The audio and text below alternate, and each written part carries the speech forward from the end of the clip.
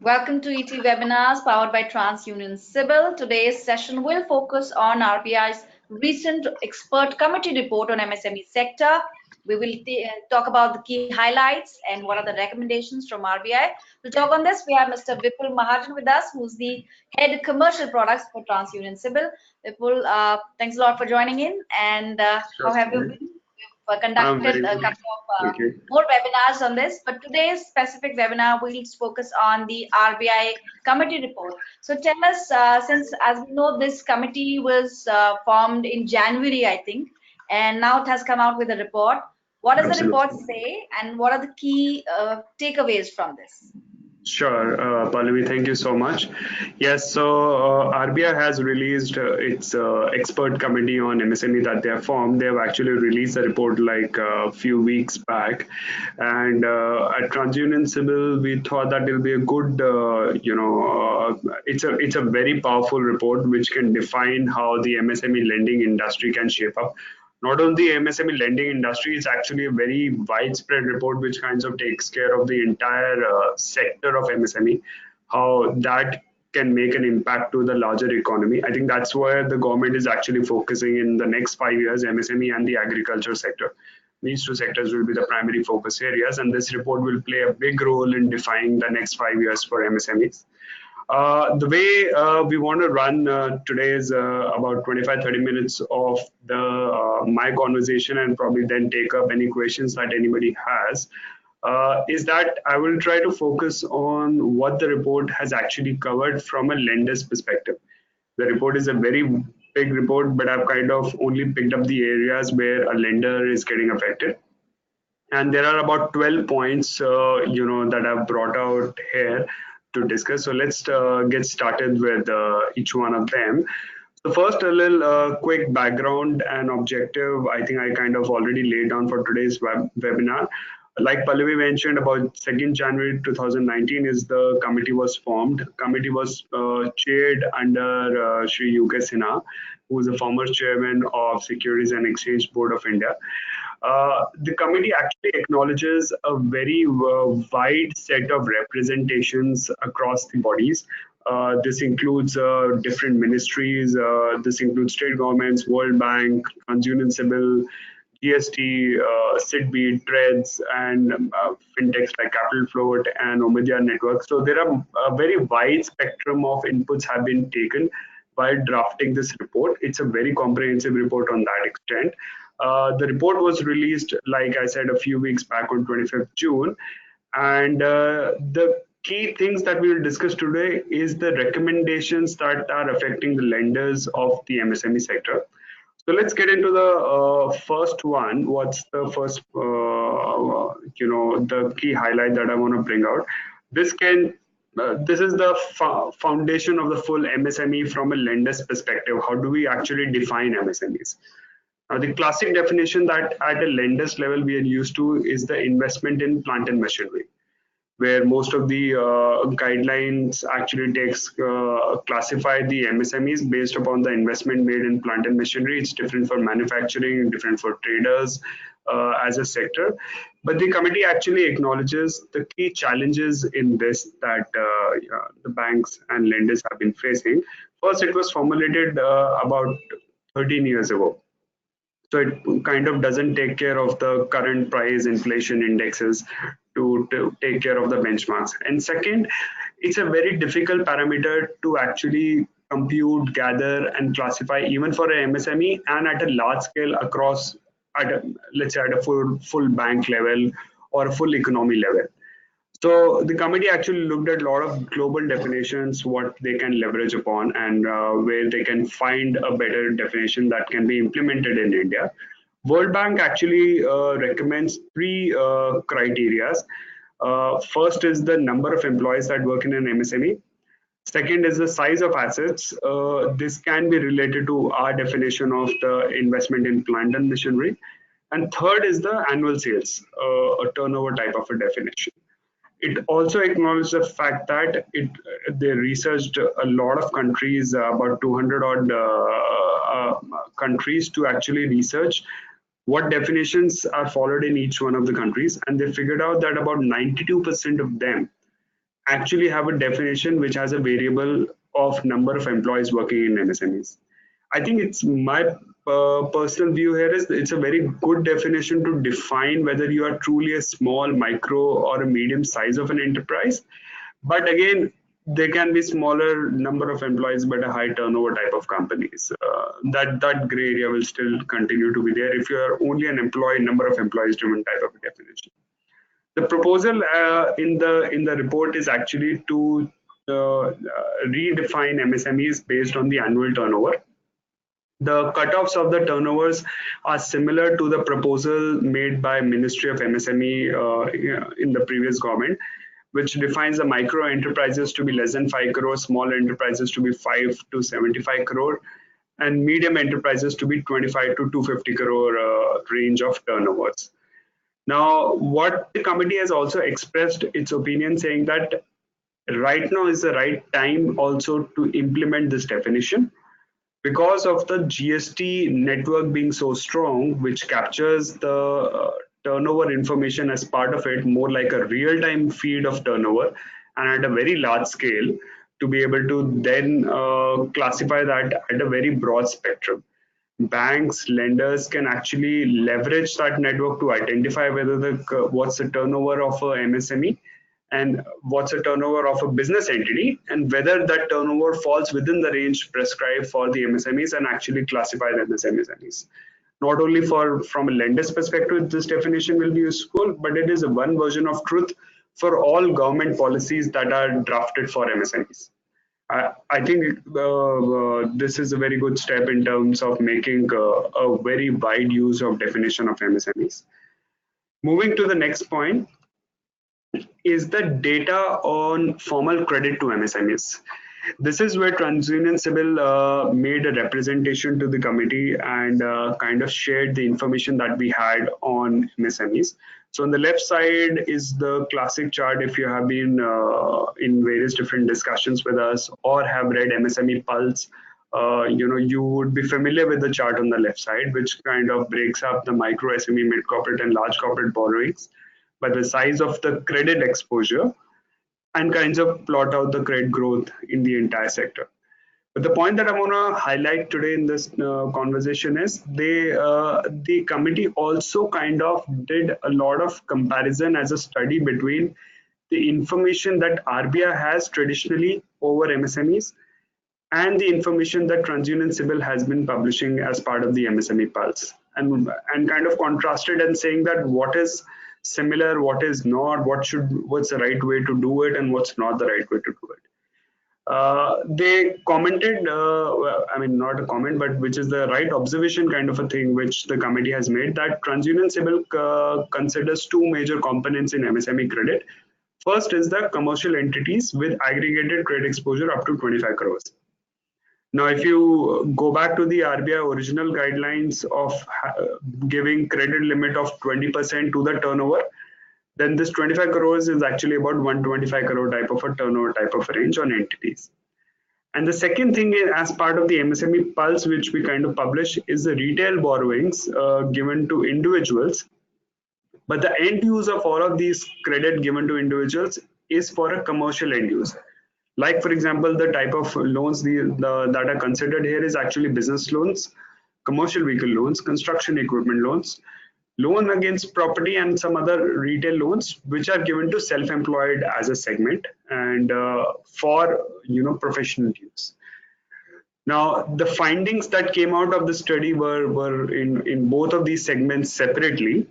So for the commercial segment, where the credit is given to the enterprises as commercial entities, they kind of concluded that the data that RBI traditionally has and TransUnion Civil actually publishes is fairly in line with each other. That kind of fairly matches, and that kind of is a very true representative of each other. Whereas on the other side, the individual's information given for commercial end use, which we classify as MSME, as per the committee's recommendation, it should not be classified as MSME. Because of the notifications as per MSME ministry earlier, that since these are individual loans, they can't be classified as MSME.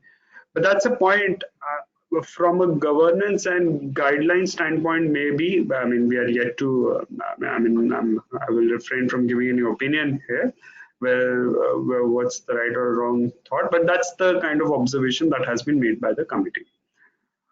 Moving to the next point about, so here I will talk about the 2 points, which is about the technological interventions that the committee is recommended in the MSME lending sector. So this point is about the disbursement architecture and KYC norms, which basically is about how to digitally verify MSMEs. We have all seen the evolution of retail loans verification as a sector, and how we have come a long way in last 10 years in that area. I think the journey already has started actually on the commercial loans. And that is what I think the committee has tried to draft it down. There are two very important points I think that they're trying to mention here. First is that the first suggestion is that the online repositories like Ministry of Corporate Affairs, Shop and Establishment, GST should make their APIs available for verification. Currently, they may not be very well drafted for a verification end use, though you can still go and check and all that. But from a verification standpoint, where the company is, what it is supposed to be, whether the KYC norms can get fulfilled through these APIs, I don't think the APIs are designed in that extent. But the committee is recommending that these APIs should get opened up for a verification standpoint. Second, the point that I think they are trying to make is that lenders should also evolve a lot towards being open towards digital form of verification, an electronic form of verification, and moving away from a physical form of verification is an evolution that even lenders need to actually try and do. The suggestions are mentioned below, saying that how you can do it is by promoting digital signatures of partners and directors. If you can create a platform to upload digital documents for online stamping, which incorporates compliance with state-wise stamp duty payments, integration with online mortgage repository for ensuring end-to-end digital journey in secured cases, digital KYC, which enables state-wise geotagging, geolocation tagging, and video-based KYC for ease and seamless onboarding. So I think what the gist of this recommendation is that, one, most of the APIs should get opened up for verification, and second, lenders should get a lot more comfortable doing electronic verification than just the physical verification. Moving to the next point of the technological intervention which MSME lending has actually proposed is use of credit score for buyers of MSMEs. So it's like, actually they have tried to mention both the things here, that for the MSMEs and for the buyers of MSMEs. I'll first talk about the buyers of MSMEs. The recommendation says that MSMEs to check the credit rating / CMR for their buyers based on the consent through the primary banker. But the intent here is that the MSME is also extending its credit services, trade credit type of services to its buyers. Those buyers should also be good in nature. Further down the line, I think I will talk about one more topic where you will see that because of the buyer cycles going out of sync is where most of the MSMEs actually start facing stress and end up being default. So it's important that the end buyer of an MSME is also a verified, good credit worthy type of a buyer. And I think that's what RBI is trying to recommend here. Second, RBI is trying to recommend is that CMR is a strong indicator of liquidity risk, repayment track, and specific behavior pertaining to vintage and recency of credit. So it kind of recommends that incorporation of CMR in the credit rating mechanism so that the overall credit decisions can actually be improved. Okay, so these two are slightly on the technology side from an MSME lending standpoint is what the committee actually focuses on. Moving on to the big topic of, I think most of you would have heard news around these topics. This is the part which got picked up by the press the most for coverage, is the equity and the venture capital funding for MSMEs as a thought process what the committee is thinking. So first, a little background before I move to the next slide of actually what the recommendations are. I think the background is that there are a lot of challenges in making equity access more easy for MSMEs. I think that that's what the core crux is. Because of a lot of challenges in a formal equity financing space for MSMEs, most of the MSMEs end up relying on debt as a preferred mode of borrowing. Now, why an external equity uptake is low? It's primarily because of the five reasons that they have kind of mentioned. First, being the legal structure of enterprises prevents infusion of external equity. Then the investment sizes are typically pretty small, so it tend to increase the transaction and management cost of the investing party. Third, being the information asymmetry existing between the promoter, investors, and other shareholders, how the funds are actually getting utilized, where the funds are going from that perspective. Fourth, being the point that typically the entrepreneurs or the promoters are actually concerned that if I start raising funds from an equity standpoint, do I have to give up my management control? And fifth is obviously the returns is something that concerns these investors. Now, to balance this gap, why these challenges are there from an access of equity finance to MSMEs. What the committee has actually recommended is actually three areas. First, they have kind of have recommended SIDBI to take a facilitator role in creating certain platforms in this space. The platform that they are recommending is a platform where these MSMEs can be listed and venture capital funds can also participate to be able to extend equity to the MSMEs. So it's something like a middle layer, which kind of bridges the gap between the venture capital funds and the MSMEs and try to address most of these challenges, how the funds are utilized and where to deploy the funds and all of that. And I believe, as recent as yesterday only, that SIDBI has just launched this platform to enable the funds of venture capital funds towards MSMEs. Now, it has also proposed government to create, and this is what got covered in the news also, the government to sponsor a fund of funds of about 10,000 crores. Now, what's the need of this 10,000 crores? These 10,000 crores invested through this platform outside of the platform, and that's not clear in the report, but invested into MSMEs will help and support bring a lot of crowdfunding from venture capital and private equity firms. What the intent here is looking at is that these MSMEs who lack an access to equity finance, if government can pitch in a little bit, the committee is actually recommending that the VC and the private equity firms will also get on board to be able to lend a lot more to invest a lot more into MSMEs and actually make this whole ecosystem start getting bigger and bigger. Now, there is a third recommendation also in this area, which talks about creating a distressed asset fund of 5,000 crores. Now, this distressed asset fund for 5,000 crores is typically created for the lines of there are a lot of external environmental changes which are outside of probably anybody's control, which can make a specific sector of MSMEs get a lot affected, and because of that, they start becoming NPAs. The utilization of these 5,000 crores of the distressed asset fund is towards revival of these sick MSMEs in the areas which have got affected by some regulation or something, and can they be brought up and back into the mainstream. It's not a fund that is got created as a waiver type of a thing, but it's a fund that has been created for a revival type of a thought process. Now, the components that the committee has recommended is that there has to be formalization and digitization of cash flows, so that the lending party, has a lot more bigger view towards what the cash flows are coming in, and you can peg a percentage of the cash flows or the revenues that can be utilized to pay back this 5,000 crores type of a debt.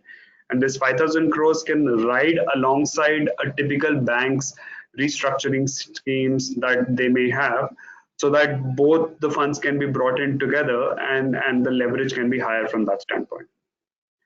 Now, moving to the next point, away from the equity thought process, is coming back to some thought process that the committee has researched a little bit on why an MSME actually becomes default, why it's actually becoming delinquent, why it's actually missing on its payments.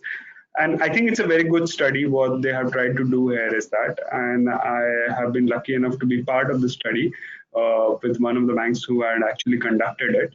The reason for delay in loan and interest servicing for MSMEs. First, I will talk about the observations that they have brought in for non-NPA borrowers. What a non-NPA borrower actually, looks like. And then the next slide is what I will talk about, what the recommendations are. So there is about 30 to 35% borrowers in this category who have debtor days of greater than 90 days. So this, is the set of borrowers the observations are being made on, which are not NPA but delinquent. So those type of borrowers also have an average utilization of 60 to 70%. So they still have space left, fund available with them to meet any type of contingencies. And I think the full study is structured on a fundamental thought of just because an MSME is delinquent and not NPA doesn't make that MSME bad for credit. And why it's not bad, I think that's what the study is trying to prove. Another fact where we have kind of helped build this study is that if you look at TransUnion CIBIL rank, and which kind of uses, as I mentioned earlier, liquidity risk, repayment track, and firmographic type of variables to actually analyze the MSMEs. Some of the data that we have analyzed, and that kind of reflects the fact that 21% of MSMEs are delinquent but not NPA. There is a typo there, instead of data there has become date, but yeah. So coming to the original point, 21% of the MSMEs in the country in the spectrum are actually delinquent but not NPA. They're lying somewhere in the middle CMR range, if you're familiar with the CMR as a concept. And actual percentage of MSMEs which turn into NPA in the next 12 months is similar for MSMEs in the same CMR bracket, irrespective of their past delinquency. And I think the last point will get even better validated on the next slide, which on the top kinds of talks about the bad rates observed for all type of MSMEs and the MSMEs which are delinquent but not NPA, which is the sector under discussion right now. If you look at the bad rates, so there is why CMR 1 and 2 is looking blank for delinquent but not NPAs, because of the fact that there is no CMR available, 1 or 2 will ever be delivered on any delinquent MSME. If an MSME becomes delinquent, the CMR will always be in the range of CMR 3 to CMR 9 till the time it doesn't become NPA. So 10 is applicable only for NPAs. Now what you need to look at it here is that across the CMR bands, CMR 3, CMR 4, CMR 5, CMR 6, CMR 7, CMR 8, CMR 9, the NP rates all obviously increase exponentially, but they are very similar irrespective of the delinquency status, yes or no. And I think that's the point that the committee has tried to recommend here, saying that looking at a CMR grade or a credit score, whichever way, is an objective view of the MSME than just looking at the delinquency status. There are some other points also which have come out of the research that that has been done, and the major reason for stress in case of MSMEs has been found is increase in the receivable period, both in inventory and the receivable period in some cases. And I think that's the point that I was mentioning earlier, that because their buyers are sometimes not very good credit worthy type of companies, where these MSMEs actually extend their services to, and hence their receivable cycles start increasing. That is one of the classic reasons found. 41% of all the MSMEs that become delinquent have found that reason to happen in their case. And hence, the committee is trying to recommend that why CMR is important to be checked by the MSMEs for their borrowers. The last point of the recommendation that I want to talk about is that they have also recommended to do a surveillance based on the debt duration in CMR that will help the banks to be able to control any portfolio level of delinquencies. Moving to the next point of about the restructuring of NPA accounts, what the proposal here is, I think the committee kind of acknowledged the fact that the January earlier circular of one-time restructuring is of a limited use case. What they are trying to propose in this case is that an MSME account can be considered for upgrade to standard after 6 months of satisfactory operations instead of the 1 year at present. And in addition to a stable performance of 6 months, the MSME must also demonstrate an additional equity in the business or new sources of cash flow. So they are trying to be a little just here, saying that it's not just the shortening of the window to actually classify an MSME back to standard, but it's also the matter of fact of that there is truly a new funds infusion that has happened into the MSME to actually classify that back into NPA, back into standard assets. I'll quickly move to the next point. I'm already 27 minutes into the conversation, but I'll still try to do the justice to the last 3 or 4 points. This is an important point from a capital adequacy standpoint. The regulatory retail classification under the capital adequacy framework that RBI had released in 2015 kind of refers to the fact that exposures up to 5 crores are considered as regulatory retail. And the benefit of a regulatory retail is that your risk weights are lower and there is no requirement to have a mandatory credit rating. And obviously, it helps the banks keep lower capital on these type of assets. Now, what the committee has tried to recommend that these guidelines were based on the Basel II norms, which kind of relate to the Euro 1 million, as which got translated into 5 crore on those days, which currently in the current currency conversion terms may be very comparable to 7.5 crore. So they are actually recommending a 7.5 crore limit of increasing from 5 crore to 7.5 crore on regulatory retail classification. I think it's an important move if that happens. So the additional credit exposures between 5.5 crore plus to 7.5 crore, which currently may be attracting 100% risk weight, will get a benefit of about 25% risk weight to the max. I mean, to the minimum, it may be 100% or more in this case. But it's a simulation exercise that somebody at a bank level ideally should do to see what's the capital impact that can come in if this recommendation is actually implemented. Okay, moving to the next point of about cash flow based lending, which talks about the new era of MSMEs, a lot of information about MSMEs being available digitally, and how that can be actually leveraged to do lending based on cash flows to these MSMEs. So there are different ways of cash flow based lending is what the committee has actually recommended can be done. Is one that turnover can obviously be ascertained from the GST data, which is a very live feed of that information, but that's only the top line of the information. It's only the turnover that comes through the GST, not the actual full cash flows. Again, the similar type of turnover information can come in from trip finance of logistics companies, lending to hospitality companies through an aggregator model, e-commerce transactions, turnover from sales on POS machine and supply chain finance through the dealers. You can figure out the trade credit type of an information.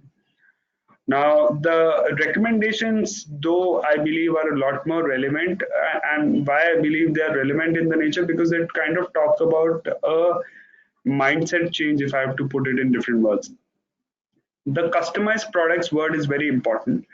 The traditional form of credit assessment and the way we have been doing in MSME may not 100% work in this case.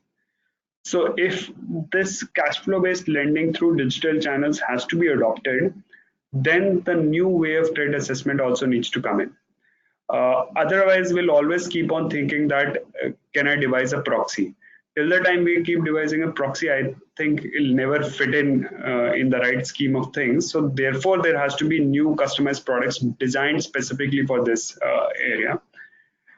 Then the second point that the banks need to build their ability to capture the cash flows on a more regular basis so that they can keep a track of it. And why? It's primarily to be able to do more of early warning indicators. Since once you have a cash flow based lending on onboarding strategy, you should also be able to monitor and do early warning based on that. Moving to the next point of a unique enterprise ID, and I think this is a very good point. If it gets implemented, from MSME definition to a unique enterprise ID, if these type of things get actually implemented, then it's a very widespread network of MSMEs that as a lenders we will be able to leverage upon. The intent here is that there is no unique ID available across all type of entities, starting from proprietorship firms to a public limited company. There should be one. Now, it's a good research that the committee has done. It's a very detailed research, so to say, the committee has actually done to comment upon this, and they have kind of concluded the fact that PAN will be the best use case for the unique enterprise ID. However, PAN has to be enriched a lot more to be able to truly justify being called as a unique enterprise ID for MSMEs. And I think one or two enhancements that they have recommended is the fact that the unique ID will also need to get linked and enriched with the key individuals behind the enterprises. So the promoters, directors, they should also get connected at that level. So there is a full 360-degree view of the companies actually available. Then obviously once this unique ID type of a system is set up, which includes the key persons behind the company and the company's IDs available across the full spectrum, then the recommendation is that it should be leveraged to the maximum, and one of the leverages can be a e-KYC or a e-verification type of a solution set.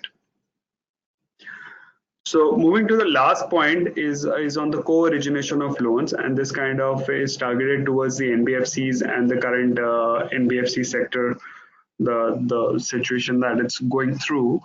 The low-cost structure of NBFCs, the background to this recommendation is that the low-cost structure of NBFCs actually enable them to reach out to a larger informal sector and the rural and unbanked markets.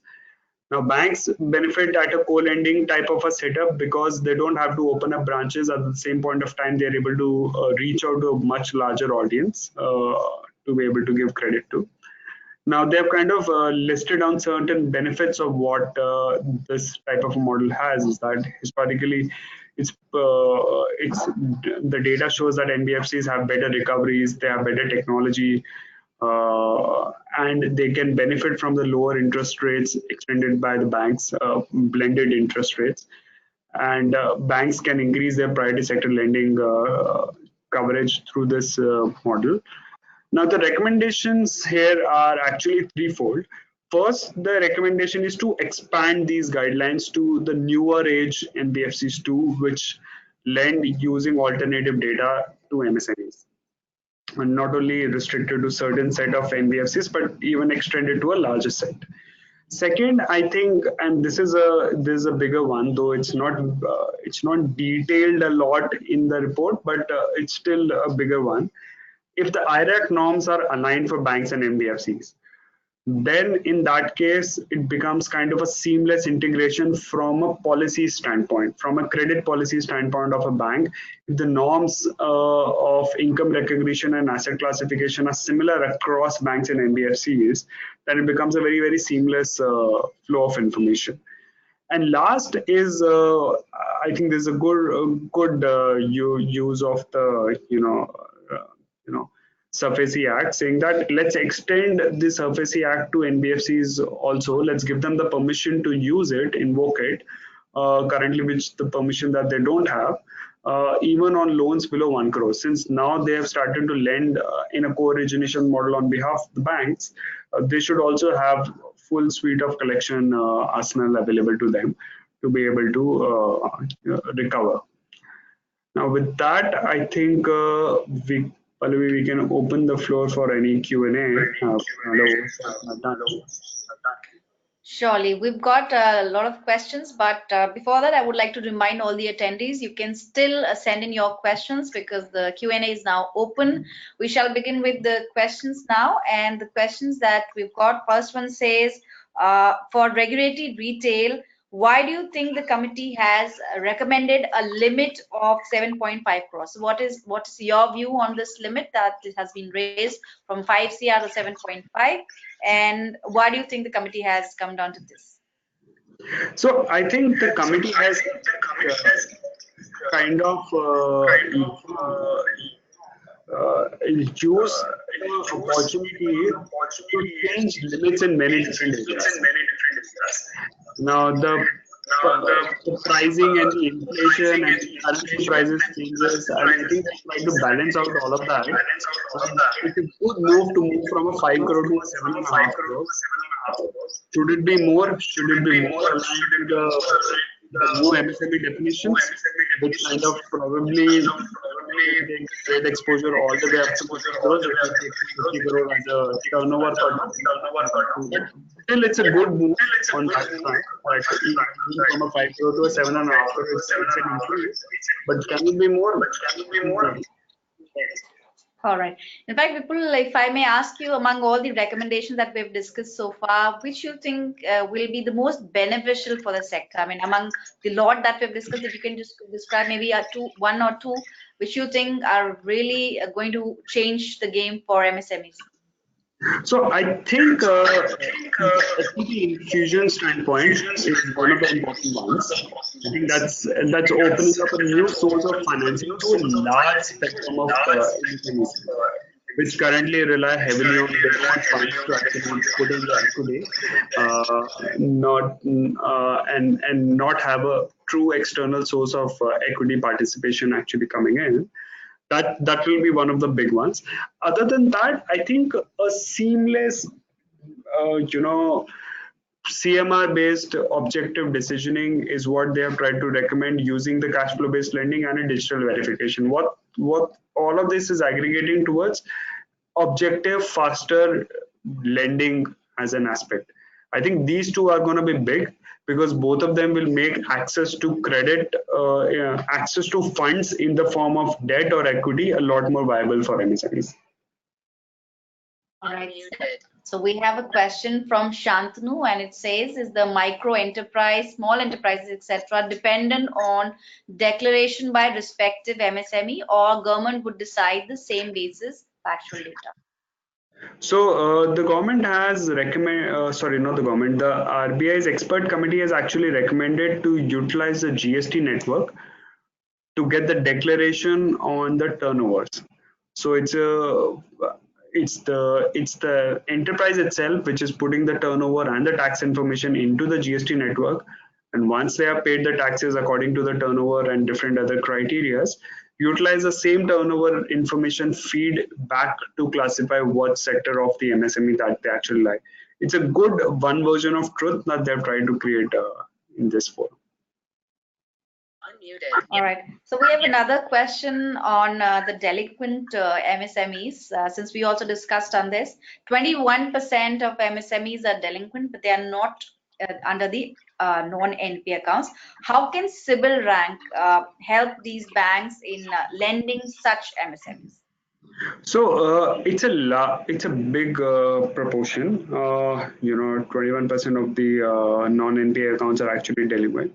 CIBIL MSME rank, CMR is able to give out a PD, a probability of default, irrespective of the past delinquency. So what it means is that there are a lot of good borrowers inside a delinquent pool also. And CMR is able to separate that out, saying that these are the good borrowers and these are the bad ones. So that's a tool that somebody can leverage to actually extend credit even in the delinquent space. Okay, so the next question is on the different challenges which the sector faces. So what do you see as challenges in implementing funding of MSME through VCs and equity? They should be willing to take that investment. I think that's a point that committee has kind of acknowledged, saying that even if the funds are available, sometimes the promoters themselves are reluctant because that they believe that they may have to give up their management control if they take up funds. If that as a issue is kind of kind of addressed to, and a lot more of equity participation from the investment side we see, I think then that area can actually pick up. So we'll be able to take one more question now. Last question being, do you think restructuring of NPAs will be sustainable in the long run, considering the various challenges that we've discussed, which MSME continues to face? So there have been a lot of opinions being shared around why restructuring as a thought process is not that is helpful or not helpful in both scenarios. It depends upon case to case, and as lenders, you guys might be more aware of where to do the restructuring or not. My view is it's a case to case type of a scenario instead of a blanket restructuring type of a policy. It depends upon a lot of different things. Sometimes a restructuring might only mean delaying of the truth getting revealed. We all saw what happened during the AQR guidelines which RBI came up with. We also what happened after the February 12th circular what came up with. When the restructuring stops, all of the NPA starts to getting revealed. But yeah, I'm not saying it's not good. I'm saying that it's again a case-to-case scenario. In some cases, restructuring does have created impact and helped the company revive too. All right, so in that case, that's a wrap. We won't be able to take up more questions. Thanks a lot, Vipul, for your time and talking on the RBI report, which has come upon MSME sector. Let's now wrap it up. Thanks a lot, Vipul. Thanks for watching.